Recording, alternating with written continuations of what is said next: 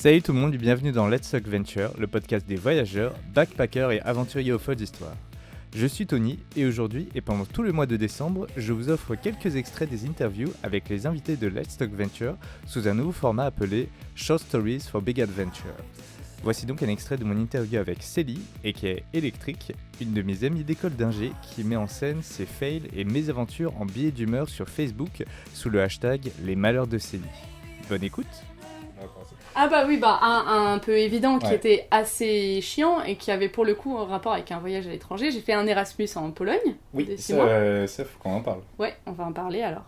Et il se trouve que j'ai un chien depuis, ça fait 2 ans et demi là. Ouais.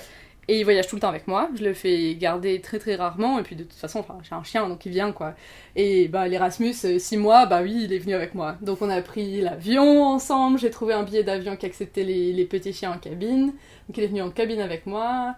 Et quand je suis arrivée, du coup, ma valise était pas arrivée, ma valise en soute, qui contenait toutes les affaires dont j'avais besoin pour les 6 mois. Donc heureusement j'avais une buddy de l'école avec laquelle je faisais dans laquelle j'allais pour aller en cours. Ouais. Et donc elle est venue me récupérer à l'aéroport et elle devait m'accompagner jusqu'à mon appartement pour m'aider justement avec le chien, les bagages et tout ça. Bon, j'avais moins de bagages que prévu du coup. Et quand on est allé à mon appartement, celui que j'avais pré-réservé, donc j'avais déjà payé le comment on dit le premier mois. Non, pas le premier mois, la caution, voilà, ouais. Pour le réserver. Et quand je suis arrivée, alors, je savais pas trop à quoi m'attendre, les photos, ça avait l'air plutôt propre et tout ça, mais quand je suis arrivée, en fait, c'était une espèce de bar HLM dans un coin de Varsovie. Un bar ? Non, une barre d'immeuble. Hein ? Une barre d'immeuble, genre c'est une espèce de... un HLM, quoi. Ah, c'est un immeuble en longueur, en fait, ouais. Ouais, un HLM. Ouais, d'accord. Voilà, un truc avec plein de logements. Ok. Et du coup, c'est pas grave, le reste du quartier avait l'air très cool, c'était le vieux quartier de Varsovie. Et donc on rentre dans le truc, j'appelle le gars qui devait me donner le contrat, etc. On entre déjà à l'ascenseur, il n'y avait pas de porte. Alors on rentre dans l'ascenseur et quand l'ascenseur il montait, il n'y avait pas de porte, tu voyais le mur qui défilait devant toi. Et c'était au 6e étage. Donc là je commençais à me dire je veux bien que... c'est quand même un peu cliché de la Pologne de se dire qu'il y a si peu de confort quand même. En plus j'avais pris un truc dans des tarifs de la ville quoi, donc c'était pas... Et du coup j'arrive dans l'appart et il était super sombre, très boisé, il y avait plein de trucs en bois foncé partout, au plafond, etc. Ouais. Et il y a 3 mecs d'une 30aine d'années qui me disent bonjour en polonais, qui étaient du coup mes colocs. Et ça sonne... Je suis désolé de dire ça parce que ça me vient tout de suite en tête, mais on dirait le pitch d'un film porno. Clairement. Ouais, c'était... sur le moment, j'étais quand même un peu flippée, tu vois, parce que je me dis, ça me dérange pas de vivre avec des gens, ça me dérange pas de vivre avec des hommes, mais là, moi, d'être la seule française étrangère avec 3 personnes dont je parle pas le polonais du tout, etc., c'était pas très rassurant. Ah. Et on arrive dans la chambre, il y avait encore une dame qui était en train de nettoyer. Et alors là, mais c'était la catastrophe. Le sol, il y avait des traces. Le canapé, il était censé être blanc, il était jaunâtre. Il y avait des traces de clopes partout. Les meubles, pareil, ils étaient jaunâtres. Tout était sale. Il y avait une terrasse, mais c'était tout. Oh. Et franchement, j'ai eu un haut le cœur. J'ai dit au gars, je signe pas tout de suite, je dois faire un tour. Et il m'a dit, vous pouvez laisser vos valises là. Je dis, non, je prends tout. Je suis sortie de là. J'étais en mode, je peux pas habiter là, je suis désolée, je sais pas quoi faire, mais je peux pas habiter là. Du coup, voilà, le premier jour, j'avais plus d'appartement et j'avais pas ma valise. Mais j'avais mon chien. Et j'étais là-bas pour 6 mois, voilà. Heureusement, j'avais prévu de la marche, tu vois, j'étais une semaine avant le début des cours et tout, mais... Ça va être une blague très vulgaire, mais on dirait le pitch de la vie des SDF. J'avais plus de logement, j'avais plus ma valise, mais j'avais mon chien. Ouais, c'est... Heureusement, elle m'a hébergée du coup. Et elle m'a aidé à trouver un appart en urgence, quoi. Et donc bref, voilà, ma valise a été livrée le lendemain. De quoi ? Il était mieux. Ah, mon appart, après, il était super cool. Ah. C'était une coloc que de 2 personnes. D'accord. Donc ça aussi, c'est toujours plus simple. C'était avec un Français. Voilà, au moins, pas de problème de communication. On reste toujours en groupe. On reste soudés. Non, bah au final, on n'a pas non plus une relation de ouf entre colocs ou quoi, ok. mais on n'avait pas du tout le même rythme, donc on faisait jamais de trucs ensemble. Mais l'appart était parfait, il était propre, il était beau, il y avait du plancher au sol, il y avait un mini balcon, du coup, il y avait une grande baie vitrée que je pouvais laisser ouverte. Mais il fait pas froid en Pologne? Si, il faisait froid, bon,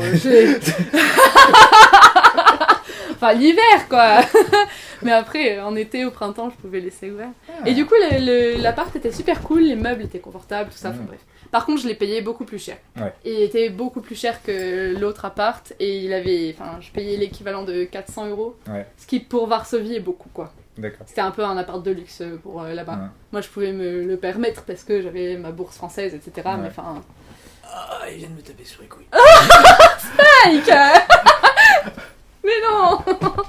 Ah, mais au mignol. Ah, je t'ai... Voilà. Ouais. Enfin, voilà. Ouais. Qu'est-ce que t'as fait en Pologne?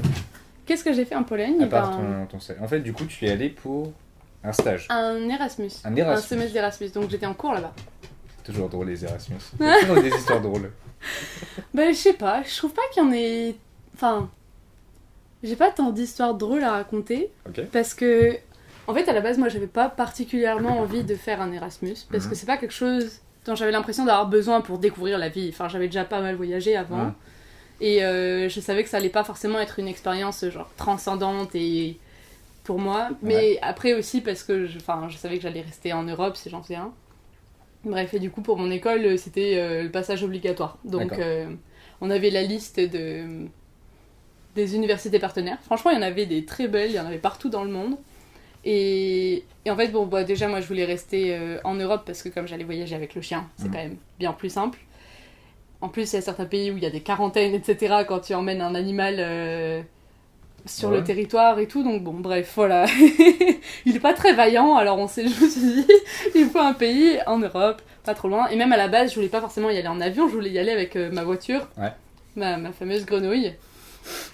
Mais bon, ça ne s'est pas fait, pour des raisons évidentes de sécurité. Est-ce que juste, on peut faire une parenthèse grenouille? Oui, bien sûr. Tu peux raconter l'histoire de la grenouille? L'histoire de la grenouille. Ok, petite parenthèse grenouille.